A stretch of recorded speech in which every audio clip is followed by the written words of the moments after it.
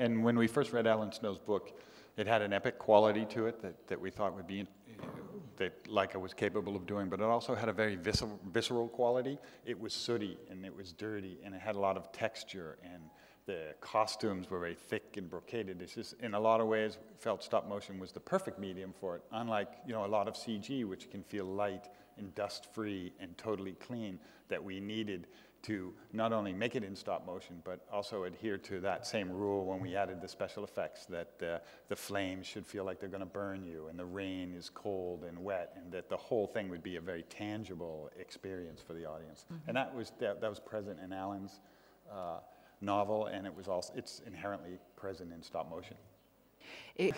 There's almost a slight disconnect between it, because in live action, you can really sort of see yourself because it is yourself on the screen. But here, and especially since your voice sounds quite different, it kind of doesn't even feel like you're watching yourself. So it is bizarre to see yourself on the screen. Very early on we have the design of the characters. So we know what the character looks like, and we storyboard with the characters. So we kind of get to know their personalities and write the dialogue that they're going to say. And then we try to put together a list of our ideal actors. And we had seen Isaac on Game of Thrones, and we took some of the dialogue from Game of Thrones and we played it over the image of the character, and we intercut it with other characters along the way.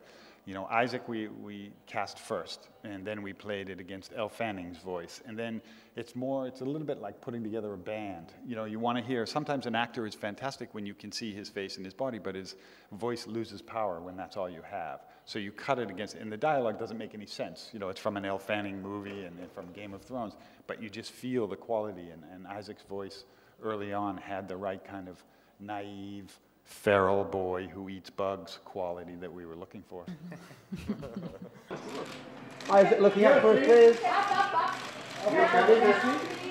Yeah, please, down here, look.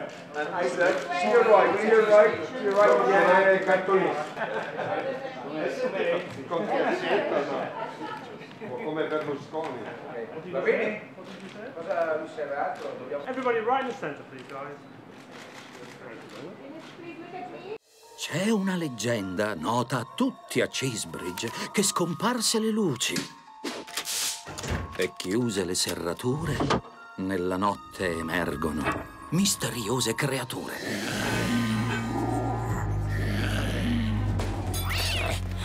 Boxtrolls! Si pensa siano bestiali e colossi inauditi, ma a conoscerne uno rimarreste stupiti.